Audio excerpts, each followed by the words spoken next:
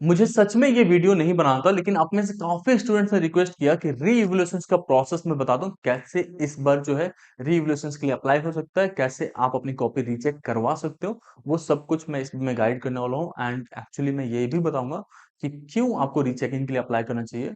अगर आप कॉन्फिडेंट हैं कि आपने अच्छा परफॉर्म करके आए थे, आपको लगता है कि मुझे अपनी कॉपी वापस से देखनी है, तो आपको मतलब ये वीडियो देखनी चाहिए आखिरी तक। ये आपके लिए हेल्पफुल होगा। बाकी अगर आप ऑलरेडी पास आउट है, 1-2 नंबर आपको बढ़ना चाहिए मार्क्स, 2-4 नंबर, 10 नंबर भी आगे कॉपी आपको नहीं आया, सीबीएसई को आप चैलेंज कर सकते हो।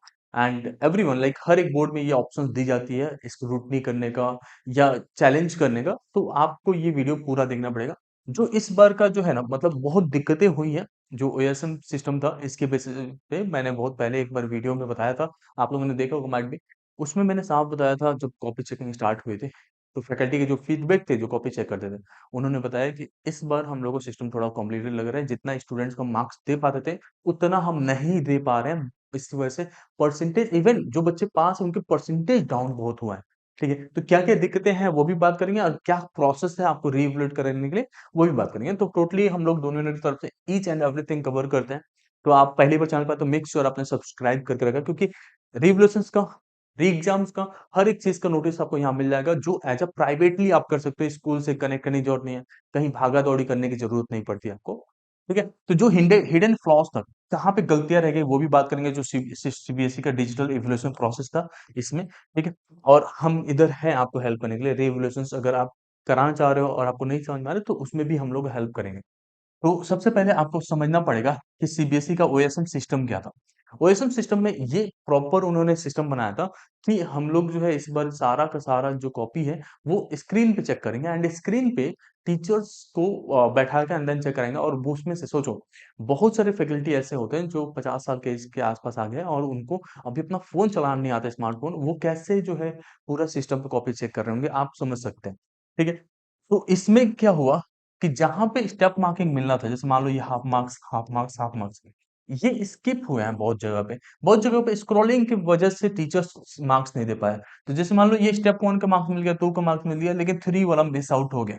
अब ये प्रॉब्लम्स हुए हैं, रियली में हुए हैं। और इसी वजह से अगर आपको आपको भी कॉन्फिडेंट होना चाहिए कि आपने परफॉर्म किया था, मार्क्स मिलने चाहिए। अब देखो, कई बार हम बिंग स्टूडेंट्स, हमें ये पता होता है कि हमने 20 नंबर का तो एग्जैक्ट करेक्ट किया, लेकिन 20 नंबर तक का हमने अटेम्प्ट किया है, जहाँ पे मेरी थोड़ी गलतियाँ हो सकती है, थोड़ी सही हो सकता है, और वहीं पे स्टेप मार्किंग के मार्क्स मिलते हैं। और वहाँ पे आपको समझना पड़ेगा कि क्या मैं 10 नंबर और बढ़ा पाऊँगा या 20 नंबर और बढ़ा पाऊँगा, इतना आ सकता था, तो ही आप अप्लाई करना, अदरवाइज़ नहीं। आप री एग्ज़ाम्स के लिए प्लान करना। री एग्ज़ाम्स का प्रोसेस ऑलरेडी मैंने बता दिया है, आप लोग एक बार समझ लो। अगर कंपार्टमेंट आ गया है और री-इवैल्यूएशन नहीं कराना चाहते, तो कंपार्टमेंट का अभी एग्ज़ाम्स होने वाला है, उसमें आप दे सकते हैं। कंपार्टमेंट एग्ज़ाम्स अभी जुलाई में होगा, उसका जून में फॉर्म आ जाएगा। ठीक है? ये री-इवैल्यूएशंस कराने के तुरंत ही बाद आता है, तो उसमें आपको एग्ज़ाम दे देना, जुलाई में, अगस्त तक रिजल्ट आ जाएगा। इसके लिए हम लोग जो है सफलता बैच चला रहे हैं, लिंक आपको डिस्क्रिप्शन में मिलेगा, वहाँ से आप अप्लाई जॉइन कर सकते हो। आप में से ऑलरेडी बहुत सारे बच्चे जॉइन कर चुके हैं। इसका एक जो क्लासेस है, वो 1 जून से स्टार्ट कर देंगे हम लोग, ठीक है?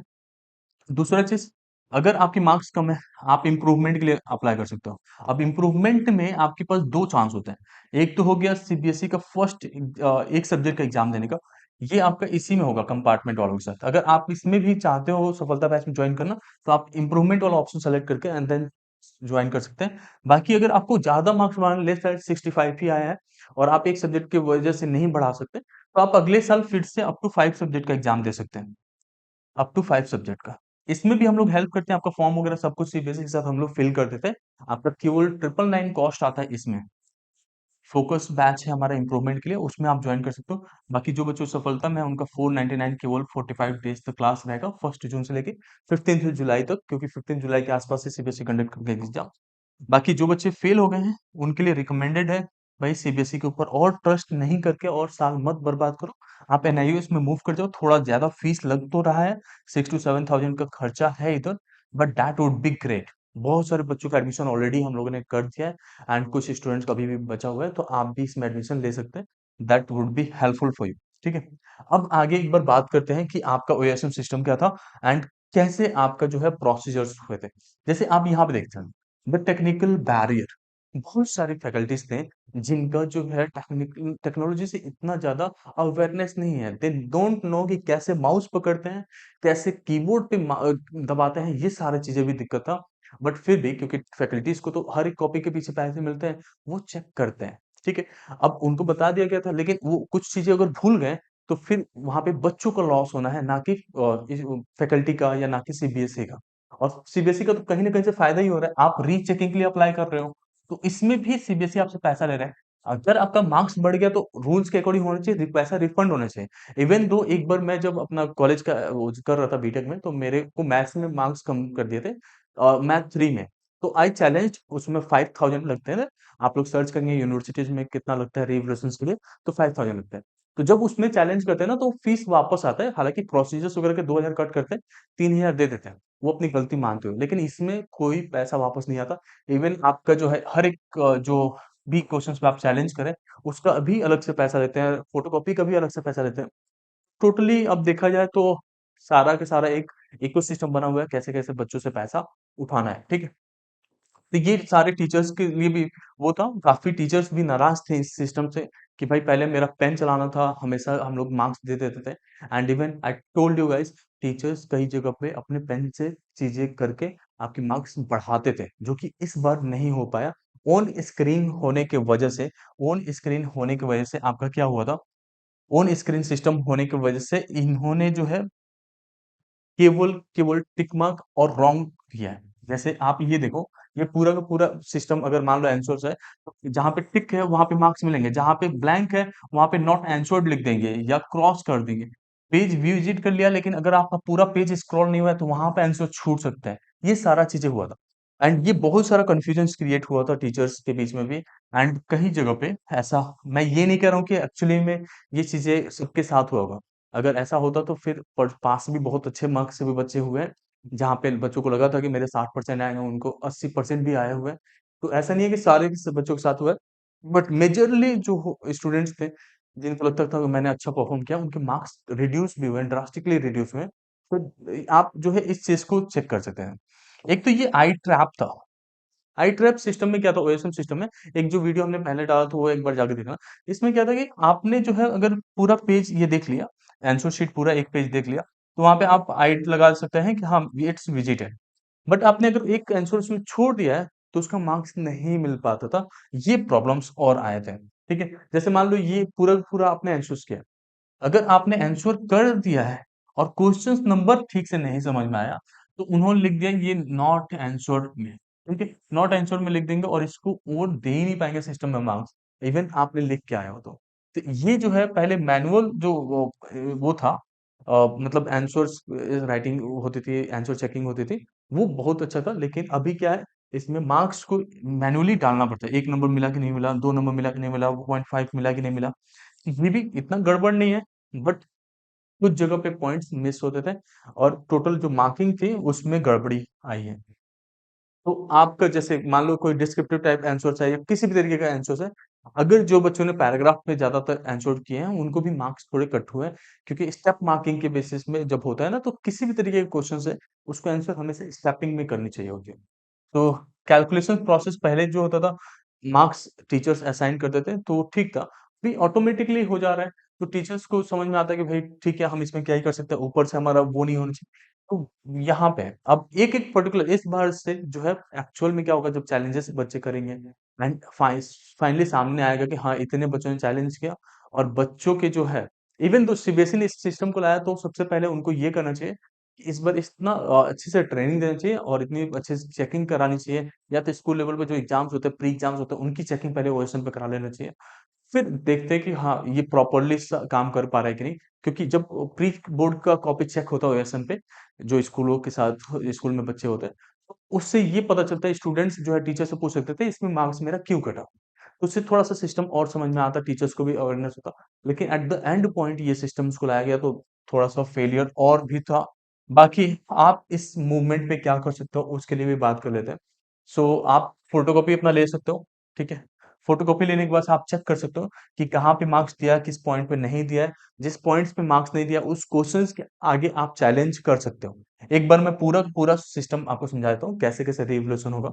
सबसे पहले तो आपको ये खुद से रिवैल्यूएट करना पड़ेगा अपने आप को कि मैंने अच्छा परफॉर्म करके आया था या नहीं आया था। अगर आप बहुत अच्छा परफॉर्म करके आए थे एग्जाम्स में और आपको लगता है कि टीचर्स ने जानबूझ के मार्क्स कम दिया है, तो आपको सबसे पहले फोटोकॉपी अपनी निकलवानी है, ठीक है? सीबीएसई से फोटोकॉपी निकलवानी है। ये इस बार का प्रोसेस होने वाला है। हम लोग जो बताते हैं ऑलमोस्ट वही चीजें आते हैं। तो इस बार जो प्रोसेस होगा आपका रीवैल्यूएशन का, सबसे पहले फोटोकॉपी निकलवाएंगे एंड डायरेक्टली रीवैल्यूएट करेंगे। कोई रीवेरिफिकेशन वगैरह नहीं होगा। मोस्ट प्रोबेबली रीइवैल्यूएट डायरेक्टली होगा। ठीक है, रीइवैल्यूएट में क्या होगा आपका, रीइवैल्यूएट में कि हर एक क्वेश्चन के पीछे आप चैलेंज करेंगे। ठीक है, हर एक क्वेश्चन के पीछे आप चैलेंज करेंगे, तो ये प्रोसेस होगा। सबसे पहले आपने फोटोकॉपी निकलवाया, फोटोकॉपी में आपने देखा कि किस आंसर्स में, किस नंबर ऑफ क्वेश्चंस के आंसर्स में आपने आंसर ठीक किया लेकिन टीचर्स ने मार्क्स अच्छे से नहीं दिया है। उस क्वेश्चन को, पर्टिकुलर क्वेश्चन को आप चैलेंज करेंगे। पर सब्जेक्ट पर जो आंसर चैलेंज होगा उसमें आपका 100 रुपीज चार्ज जाएगा। ठीक है, एक क्वेश्चन के पीछे वो 100 रुपीज चार्ज करेंगे सीबीएसई आपसे एंड देन वो रीचेकिंग होगा ऑलमोस्ट, मतलब वेट फॉर द फाइनल चीज, उसके बाद से हम लोग बता देंगे। ठीक है, बाकी अगर आप चाहते हो कि लाइक हमारे थ्रू रीचेकिंग करवाना, तो हम लोग उसमें आपको हेल्प कर देंगे। लाइक फोटोकॉपी आप निकाल के आप हमें भेज देंगे व्हाट्सएप में एंड देन उसके बाद से हम लोग आपका चेक करके बता देंगे किस क्वेश्चन पे मार्क्स बढ़ने चाहिए। फैकल्टी हमारे यहाँ से काफी हैं जो बोर्ड चेक की को फोटोकॉपी चेक करते हैं, वही आपका देखेंगे और कहाँ पे मार्क्स मिल सकता है। They know each and everything कि अगर आधा अधूरा आंसर्स भी है तब भी मार्क्स मिलने चाहिए होते हैं, तो वो वहां पे बता देते हैं कि क्यों मिलना चाहिए, और पूरा हम लोग बता देंगे कि यहाँ पे इस वजह से आपको मार्क्स मिलना चाहिए, सारा गाइडलाइंस के साथ आपको दे देंगे। वो आपको अप्लाई करना है, ठीक है? और इसके लिए आपको करना क्या है, ये सारा प्रोसीजर तो आप कर ही लेंगे। इसमें जैसे नोटिफिकेशन आता है कि कैसे आपको अप्लाई करना है, तो हम लोग यहाँ पे एक वीडियो डब बना देंगे एंड देन उस वीडियो के बेसिस पे आप सारा का सारा चीजें देख सकते हैं कि फोटोकॉपी कैसे निकलवाना है एंड देन आप कैसे हमारे साथ शेयर कर सकते हो एंड कैसे जो है आप उसमें चैलेंज कर सकते हो। Each and everything will be there. ठीक है, अब आपको जो है एक सब्सक्रिप्शन लेना पड़ेगा डून विनर का, चैलेंज सीबीएसई वाला। इसमें हम लोग क्या करेंगे, आपकी जो फोटोकॉपी आप निकलवा के दोगे, इवन आप नहीं जानते कि कैसे फोटोकॉपी निकलवाना है, कैसे अप्लाई करना है, ये सारा कुछ, तो वो हम लोग कर देंगे आपके लिए। ठीक है, इसमें क्या होगा, आपका 1999 एक सब्जेक्ट के लिए हम लोग चार्ज करेंगे। 1999 में होगा क्या कि आपका, आपने एक सब्जेक्ट के लिए यहाँ पे चूज किया, एक सब्जेक्ट है तो एक सब्जेक्ट, दो सब्जेक्ट है तो दो सब्जेक्ट, एंड देन फीस पे कर दोगे। उसके बाद से हम आपकी फोटोकॉपी निकलवा लेंगे। फोटोकॉपी निकलवाने के बाद से हम चेक करेंगे कि कहाँ पे आपके मार्क्स बढ़ने चाहिए। अगर आपके पास कोई टीचर नहीं है तो आप इस सर्विस को ले सकते हो।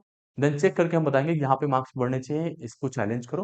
तो आपका हम लोग ही चैलेंज के लिए भी अप्लाई कर देंगे एंड देन फाइनली आपका मार्क्स बढ़ जाएगा। मैं आपको सिस्टम बता देता हूँ कैसे कैसे काम करेगा। आप खुद से भी फोटो निकलवा के, फोटोकॉपी निकलवा के आप हमें दे सकते हो।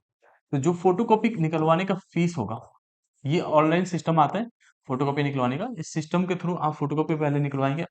इसमें जो फीस जाता है ऑलमोस्ट 500 के आसपास, 5 to 600 लिख लो। ये सीबीएसई आपसे लेगा। उसके बाद से आपकी फोटोकॉपी आ जाएगी, वो आप हमें दे सकते हैं। हमें देंगे, हम चेक करेंगे किस किस क्वेश्चन में आपके मार्क्स बढ़ रहे हैं। जैसे मान लो क्वेश्चन नंबर 1 में, 3 में, 7 में, 34 में, जो भी क्वेश्चन नंबर है वो हम बता देंगे कि इस क्वेश्चन को आप चैलेंज कर सकते हो, मार्क्स बढ़ेगा। क्योंकि पर क्वेश्चन आपको 100 रुपीज पे करने पड़ता है सीबीएसई को। अगेन आप कहोगे भाई सीबीएसई तो पैसा ही पैसा कमा रहा है, तो यही सिस्टम ही है, क्या करेंगे। ठीक है, तो एक सब क्वेश्चंस को चैलेंज करने के लिए सीबीएसई आपसे 100 रुपीज चार्ज करता है। तो कौन से पर्टिकुलर क्वेश्चंस को चैलेंज करना है वो हम आपको बता देंगे। ठीक है, तो बाकी ये सारा सिस्टम था। आपको सीबीएसई के जो ये ओएसएम सिस्टम था, इसमें आपको क्या गड़बड़ी लगी वो आप मुझे बता सकते हैं। बाकी इनकेस अगर आपका कंपार्टमेंट आ गया और रीवोल्यूशंस में भी मार्क्स नहीं बढ़ते, तो आपके पास वापस से ऑप्शंस होता है री एग्जाम देने का, कंपार्टमेंट का देने का। होप नहीं खोना है, चैलेंजेस है, फाइट करना है एंड हमें जीतना है। होपफुली आपको ये वीडियो हेल्पफुल लगा होगा। Thank you so much.